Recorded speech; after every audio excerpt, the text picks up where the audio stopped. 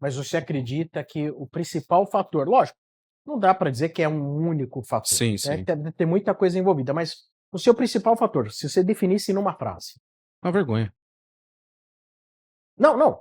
A causa. Por que tá assim? Não, a gente não pode. Eu vou falar o seguinte: a gente não pode botar a culpa só na diretoria, entendeu? Nesses 2 jogos que teve, Grêmio e Mirassol, na minha opinião, os times foram mal escalados, tá? O Crespo inventou algum meio de campo com 3 volantes. Nesse agora, contra o Mirassol, colocou o Lucas, colocou o Marcos Antônio de meia, onde não existe, entendeu? E pra mim é erro entre as partes. Crespo, escalação, time e diretoria. Bom, Então o quê? 50% de cada um, entendeu? mas pelo que eu sintonizei ali, culpa do Crespo. Põe a alternativa já B. tá lá no ar, já. Culpa Tá do com Crespo. tudo. Já tá no ar como? Não Pô, terminamos. rapaz, eu já sei como vai fechar isso aí. Jogadores se sentem de férias, recebimentos atrasados, qualidade técnica e culpa do Crespo. Crespo perdeu o elenco. Tá, ok. Ah, acertei uma. Tá bom. Cadê o Casares aí? Tá bom. Olha, você não inventa de achar uma alternativa boa aí, porque ele já subiu, hein? Já era, cara. Desculpa. A próxima enquete. Fala, Espina, aí você, qual é o seu diagnóstico? A gente até falou bastante sobre isso hoje à tarde lá no grupo, foi uma das polêmicas que a gente subiu. Mas eu acho que resume sim, eu não quero passar a mão na cabeça de jogador, mas resume sim na nossa diretoria, cara. Acho que é o reflexo. Ele não pôs lá, Não, culpa da mas diretoria, ele não pôs. É isso, cara. Você tem salário. E a gente fala muito sobre isso, por exemplo. Cara, o jogador ganha, mas a gente não pode pautar o que deixa de ganhar pelo valor de um salário, por exemplo. Cara, o cara não tá recebendo 5%, 10%, 30%. Com que cara você entra pra cobrar, sei lá, um pouco mais de empenho? Eu sei que o cara tá no São Paulo. Eu sei que qualquer um aqui que se tivesse o dom de jogar, jogaria por amor lá. Mas os caras são jogadores, cara.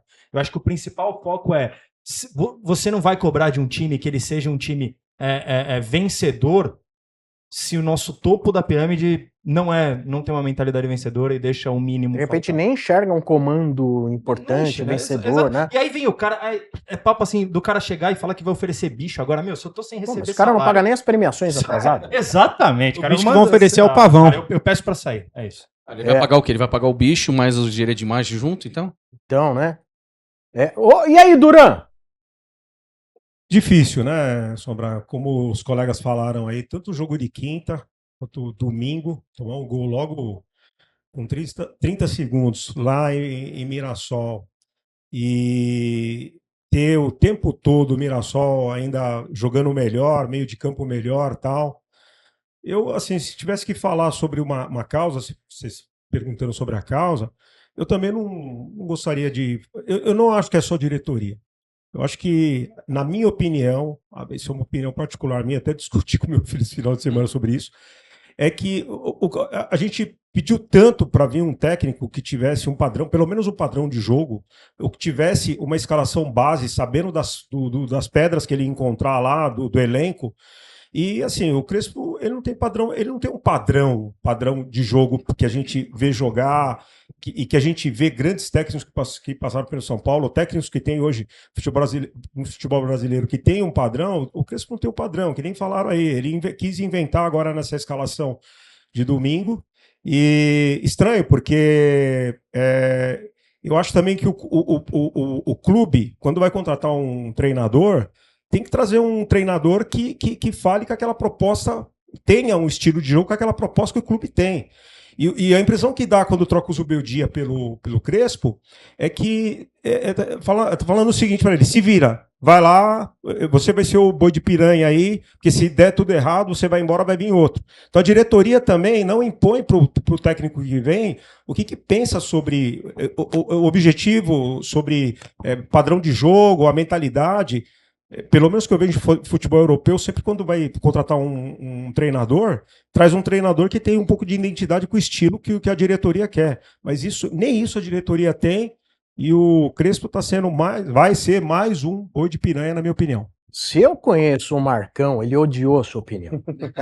Eu tô aqui também nessa. Se eu conheço o Marcão, sem dar cotovelada, hein, Marcão? Tá do meu lado aqui. Amigo, só pensa diferente, hein?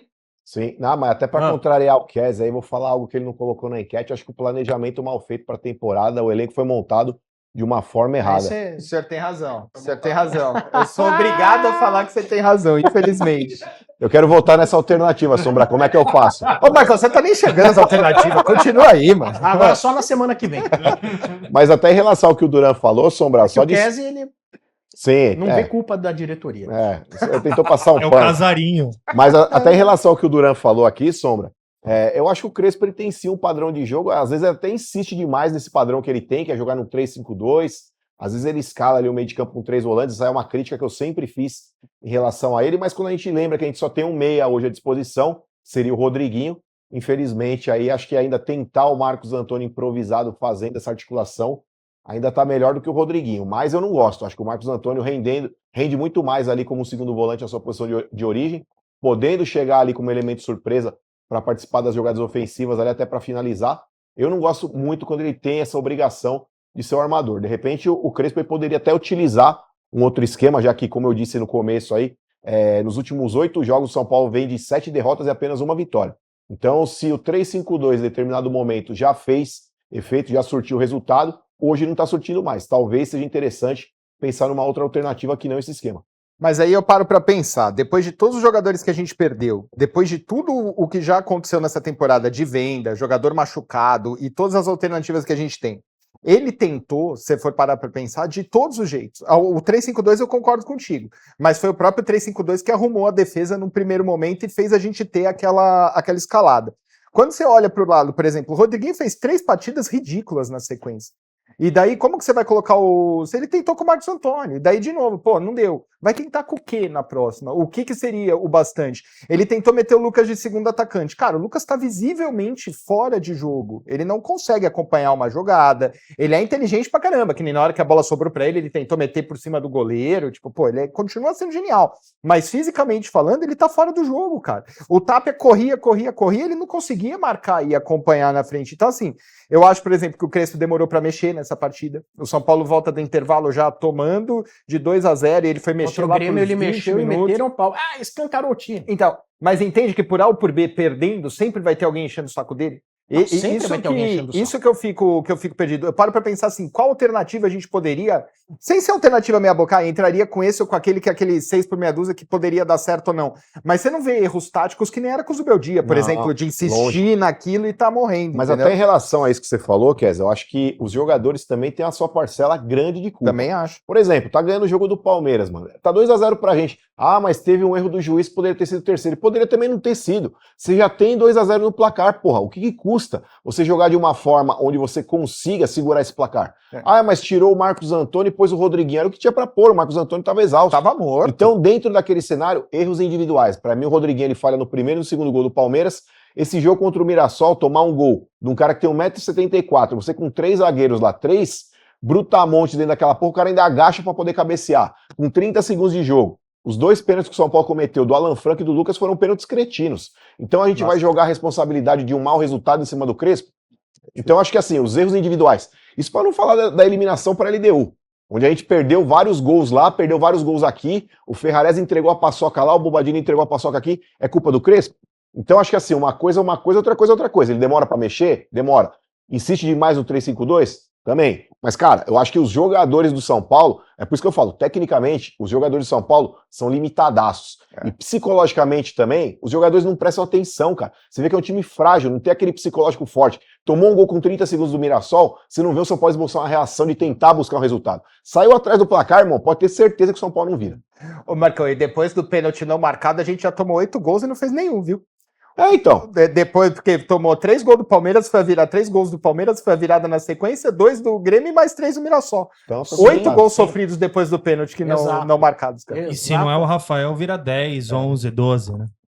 Eu acho assim que geralmente o mais fácil de culpar é sempre o treinador. Sim. Entra ano, sai ano, é sempre o treinador. Se não for o treinador, são os jogadores, tá? Mas quem que montou esse elenco? Diretoria. Então, se a gente ficar discutindo, o problema são os treinadores que passaram pelo São Paulo, ou são os jogadores, para mim o principal e maior responsável é a diretoria. Eu cansei de ficar culpando o jogador. Lógico, os jogadores têm suas parcelas de culpa, isso é óbvio. Mas eu cansei de ficar culpando, fazendo protesto, porque os jogadores estão ali porque alguém contratou. E quem contratou? Casares Belmonte. Então foi um péssimo planejamento com uma péssima diretoria. É cômodo falar que a culpa é do técnico, que a culpa é de A, de B, mas foi a diretoria que montou.